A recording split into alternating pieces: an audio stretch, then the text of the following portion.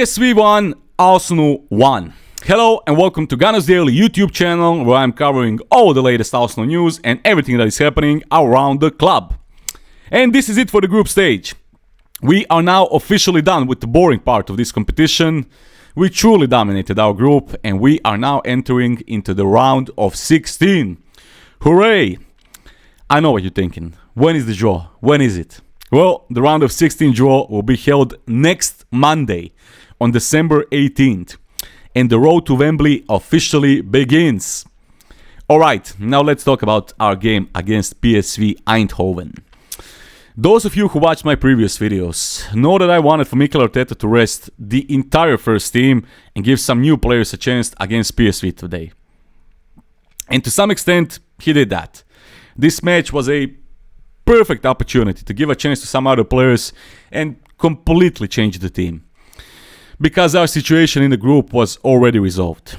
We knew we were going to finish first and we couldn't go any lower than that. So I was glad to see Ramsdale, Cedric, Kioneni, Kivior, Reece Nelson. But I still think that some other players deserve to play from the start tonight. We had Enquiries, Sousa and Wouters on the bench tonight, the best from Haaland currently, according to reports and the people that follow our academy week in, week out. So if we are scared to give them a chance in a game like this, a game that's completely meaningless and the result is not important one bit, if we lose, draw or win, if we are scared to give them a chance in a game like this, when exactly are we going to give them a chance? Realistically, till the end of this season, we won't have such an insignificant game to give younger players a chance to play. Only scenario where we could have a more meaningless game is if we win, or better said, if we secure the Premier League title after, 32 game weeks. So we can give some younger players a chance. If Paris Saint-Germain, who is loaded with great players, can give 17-year-old Warren Zaire-Emery a chance, and he proved himself by becoming their, second best player after Mbappe this season, then why can't we show a little more faith in our youngsters, especially in a game like this? That's one of the things that has always bothered me about Mikel Arteta. There's still not a single player in this squad, 4 years later, since he came in, that was originally given a chance, a debut by Arteta, and that he himself integrated that player into our starting 11 in his time here. Because, like we all know, Bukayo Saka, Emil Smith-Rowe, William Saliba, Eddie Nketiah, Gabriel Martinelli, Reece Nelson, etc. All of those players made their debuts under Unai Emery, and some even under Arsene Wenger, if I'm not mistaken. So, you see my point here. And I'm not just talking about the PSV game, but in general, I would really like to see Arteta trusting our youth players more.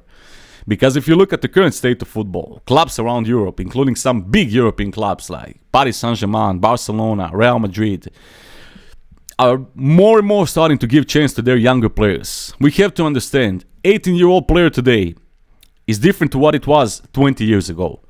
These kids today are pure professionals. They are more serious than ever. They don't go out, they train all day. They are fully focused on football and football only. And with the current situation of the transfer market being wild as it is, regarding player prices, we see more and more clubs relying on their academy players, including big clubs, to avoid risky spending on some other club's expensive wunderkid. So when I saw Gabriel Magalhaes and William Saliba in the starting 11 today against PSV, I was in shock. I couldn't believe it. I was thinking, wait, we have to play Brighton and Liverpool in the next, 7 days. Why do we tire them for nothing and are risking a potential injury for what? For a meaningless game like this? I couldn't believe it. We all think we know everything about football, and so do I. But then again, I'm surprised by situations like this, which I simply do not understand at all and are not comprehensible to me. And if that's not enough, what do I see in the second half? I see our record-breaking £100 million signing, Declan Rice, entering the game for Mohamed Elneny. And I started thinking, am I going crazy or what? Is this really happening? Are we really risking a potential injury for our main and best and crucial player so far this season in a stupid game like this. Things like this are what makes me question Mikel Arteta's sanity. Why are you doing this? You see the current situation in the market. Why not give Ethan and Vanery a chance? Who knows? Maybe he's the next big thing for us. And he could save us some money and become an important player for us in the near future. But no, he will probably wait until he's 23 years old, and then he would eventually give him a chance in the Carabao Cup in the last 15 minutes against Sheffield Wednesday. Look, I'm kidding, but you get my point, right? Speaking of the game, it was everything that I expected it to be. Dull, boring, PSV didn't care, we didn't care, no pressure, no intensity. To me, it looked like both teams were just waiting for the final whistle from minute 1. What else is there to say? Eddie Nketiah scored a great goal, happy for him. Then we conceded a goal. And the only interesting thing that happened tonight was Gabriel's goal for 2-1, or better said, Kivier's goal for 2-1. I don't get it. Am I crazy or something? Or are the rules changing every single day in today's football? Like, I swear I've seen goals like this being given every single week. Yes, Gabriel was offside, but it's Jakub Kivier who scored the goal. So, if I understood that correctly, in the end, the goal was ruled out because Gabriel Magalhaes affected play even though he didn't touch the ball. I don't know, you tell me, what do you think? Was this a right call from the referee and the VAR, or should the goal stood? Write down in the comments. Other than that, honestly, I can't remember anything else from this game. Like, nothing significant. Did I forget something?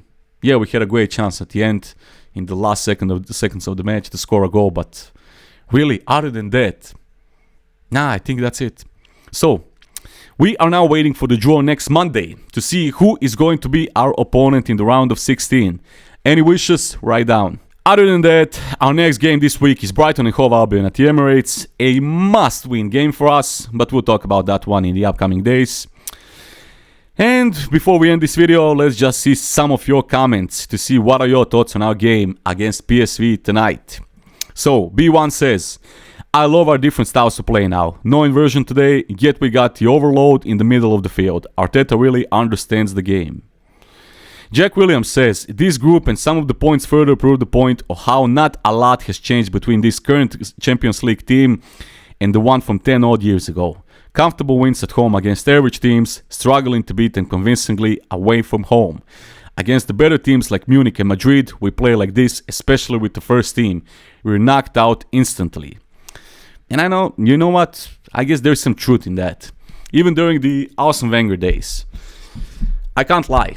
We used to beat teams like PSV at home, 3-4, 5-0, like Ludogorets, like Slavia, like, I don't know, standard, normal European clubs. We used to beat them with ease at home. But then, when we have to go away, then that was when the trouble comes. So, I don't know, we used to beat Olympiacos at home 4-0, and then away, we were massively struggling. So, there's still some problems with that, I agree. Because to this day, it's not like we assessed any dominance in those away games. When you look at our record this season, okay, we played against PSV now. We draw. But okay, that was a meaningless game. We played against Lens, our first away game this season, and we lost 2-1. So, yeah, and that was an important game with our first team. And we played against Sevilla, and we beat Sevilla 2-1. Barely, but we beat them. So, yeah, I guess to some extent there's some truth in this, definitely. Mike Adams says, Eddie Nketiah needed a goal. I agree, it's great for him that he scored that, so let's hope he'll continue to build on that. Robin Dragunov says, even if Nketiah scored 3 just now, I'm still not confident with Nketiah as Jesus' backup. He's not that level to win a CPL or UCL. He might be best for third choice striker. Look at our women's team. We got 4 world-class strikers.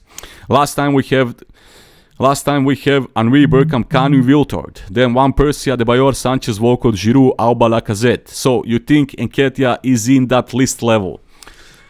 I agree with this assessment that Nketiah, if we sign a new striker in January, which we probably will, judging by all the reports, I think Nketiah will definitely drop to being our third striker, third option on the bench. And that's realistic. Nothing against him. I still think he's a good player, but let's be honest. If, I don't know, Ivan Toney signs for Arsenal in January, do you expect Ivan Toney to sit on the bench because of Nketiah? Let's not lie to ourselves. If we sign Ivan Toney, it will be a 50-50 competition, game time shared between Ivan Toney and Gabriel Jesus, with Nketiah being a third option on the bench. I'm just being realistic. And one Boga Go says, Eddie needs to leave or improve. His decision making is poor. Trossard today was also poor. We were poor in general. This is the worst performance I have seen from the team since our Chelsea match. And that is basically it, Gunners. So, thank you all for joining in. Thank you for watching. Don't forget to leave a like to this video and subscribe to the channel for more daily content. Thank you, and I'll see you on the next one. Peace.